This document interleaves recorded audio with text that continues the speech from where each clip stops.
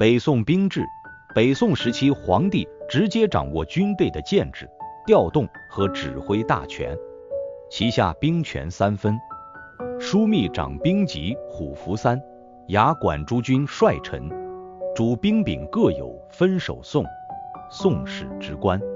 枢密院为最高军事行政机关，直接秉承皇帝旨意，调发全国军队，掌军国机务、兵防、编备、戎马之政令，以及侍卫诸班职，内外进兵招募、阅士、迁补屯戍、赏罚之事，送使之官，设有枢密使、副使等。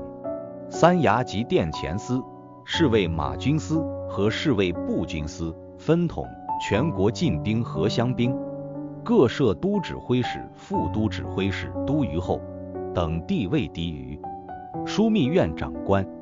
枢密院与三衙分握发兵权和管兵权，互相牵制。帅臣在平时统领同驻一地的各司军队，即同驻一地的军队平时要受三衙和帅臣双重统辖。战时军队受枢密院调发，由皇帝临时派遣统帅帅臣给以都部署、招讨使等头衔率兵出，征事以责罢。这样就使兵将分离，将部专兵。此外还设有兵部直掌管仪仗武举和选务军兵等事。北宋主要有禁兵、乡兵和乡兵，在边境地区还有番兵等。禁兵是军队的主力，兵额多时在100万以上，主要任务是守京师、备征戍、送使兵制。禁兵实行居中域外的更戍制，除驻京师外，还分别到边地或冲要地方戍守，1、2年轮换一次，即使士兵往来道路，以息劳苦诱使。兵部实将将无专兵，以防止武装割据或拥兵叛上。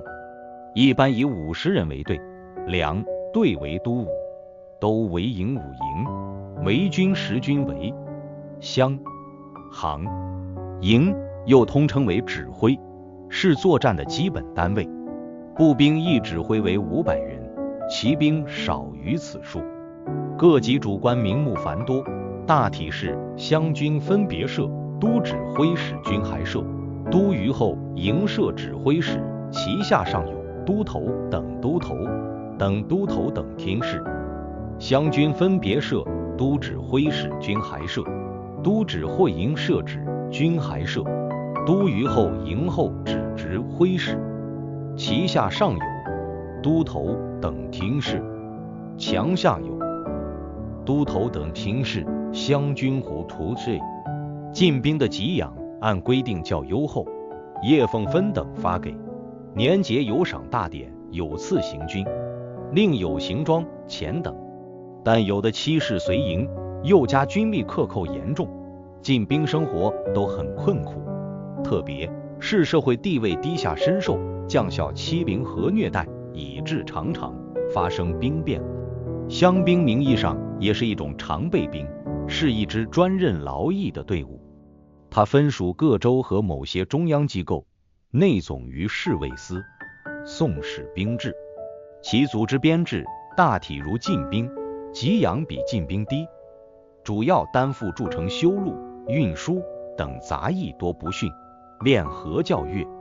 乡兵亦称民兵，有的称强壮、弓箭、守土兵、果毅、城市不脱离，生产农系集结训练的民众，武装以暗户选抽的壮丁或募集的土人组成。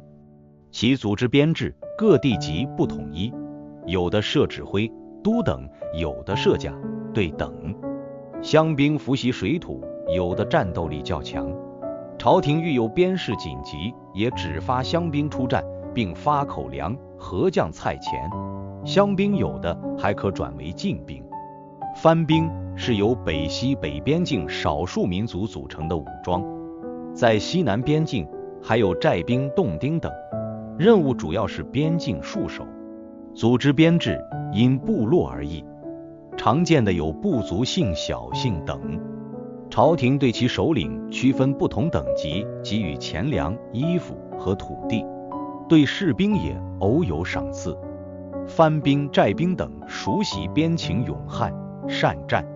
北宋神宗时，王安石等人曾推行新法，在军事制度方面主要有保甲法、保马法和将兵法。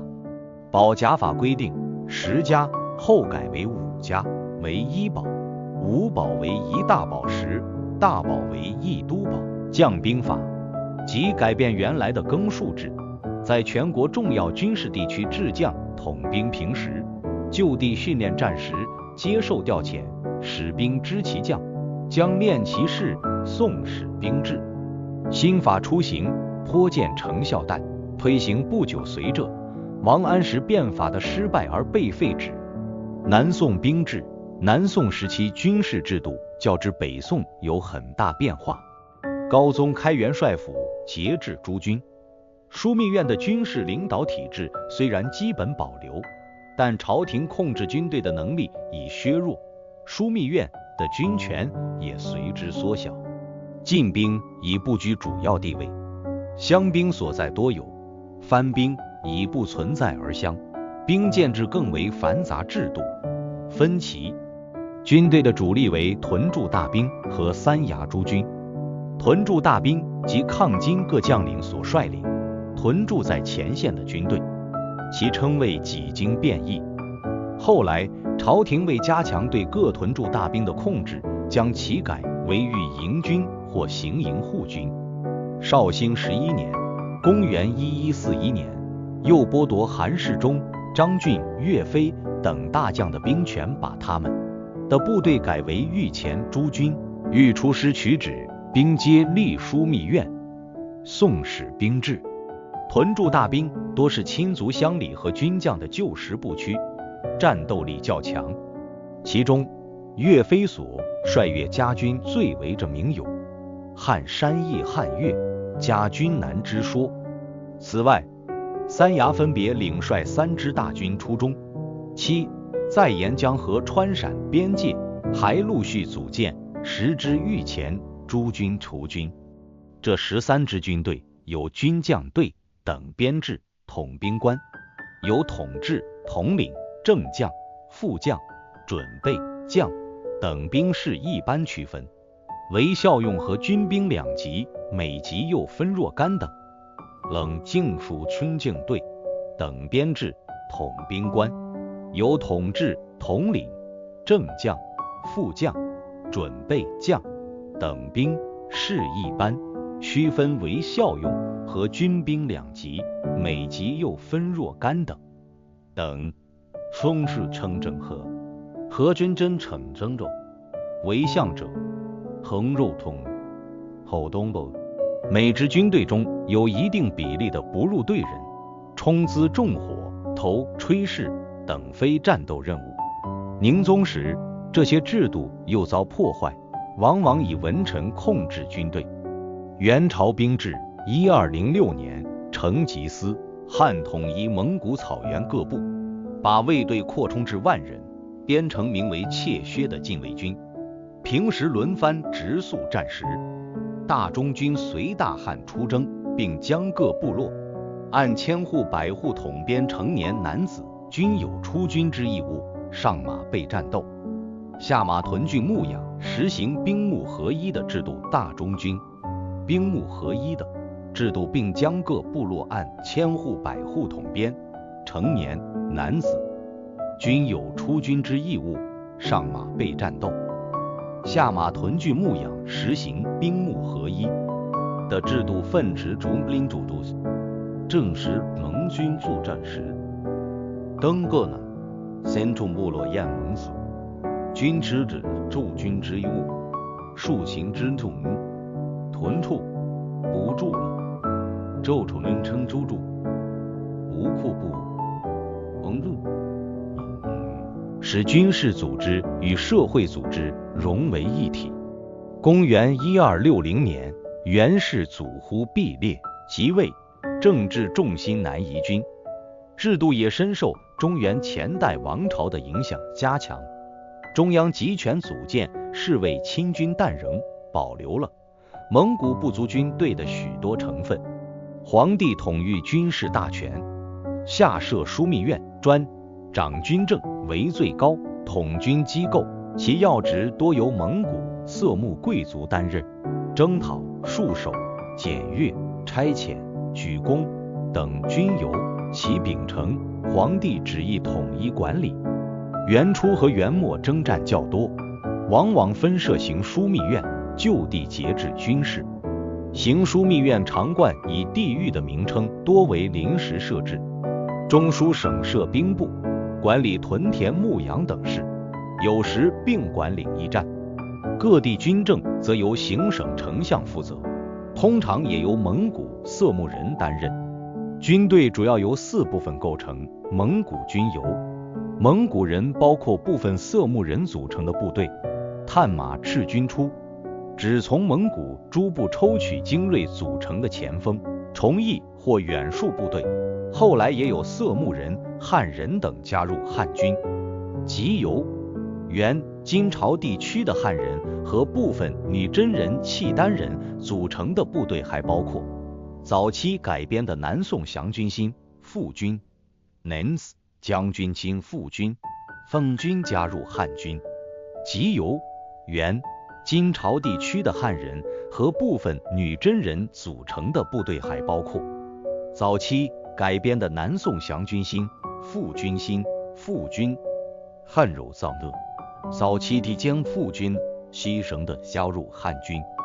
即由原金朝地区的散军、西丹人组处的部队，还包括早期改编的南宋即灭南宋前后改编的元宋军。此外，侍卫亲军中还有不少按族属组编的色目人部队。军队按十进制编制，分为万户府，统兵3000到7000人；千户所，统兵300到700人；百户所排、子、十户等4级分，由万户、千户、百户、牌子、头统领。非蒙古军的万户府、千户所又置达鲁花赤，视为监军官专，由蒙古或色目贵族担任。万户府上设都万户府、大都督府等侍卫。亲军在千户所上设指挥使司司。蒙古军包括色目人部队，主要是骑兵。汉军新副军大多为步军，也配有部分骑兵。水军编有水军万户府、水军千户所等。炮军由炮手和制炮工匠组成，编有炮手万户府、炮手千户所设有炮手总管等。一部分侍卫亲军中还专制弩军千户所管理。禁卫军中的弓箭手。军队依承担任务的不同，区分为宿卫和镇戍2大系统。宿卫又分为皇帝直辖的窃薛军和由枢密院统领的侍卫亲军。平时主要护卫宫廷、守卫经济战时，也出京征伐镇戍。诸军屯戍于全国冲要地区。北方是蒙古军、探马赤军的重点戍防地区淮河，以南主要由汉军新副军屯戍并配置，部分蒙古军和探马赤军。边境地区由分封或出镇其地的蒙古宗王所部和土着部族军配合镇守。各级军官一般实行世袭制，但朝廷能调动和另行任命。被划为出军当役的人户称军户，父子相继，世代相袭不准，脱籍。蒙古军、探马赤军和汉军军户，占田地4顷以内的，可免交地税，一般可免除科差杂役。对上述3种军户，分别设立专门的管领机构，称为奥鲁，负责监督军户出丁当役，保证战时有充足的兵源，并要向军户指发其当役亲属所需的钱物。蒙古军、探马赤军的家属多随军迁徙，与屯驻地点相隔不远。其奥鲁隶属于当役军人所在的万户府、千户所之下。汉军出征，家在乡领其奥鲁，有所在州县管民官监领。新附军多未设置奥鲁，军户有所在地区管民官与本军协同治理。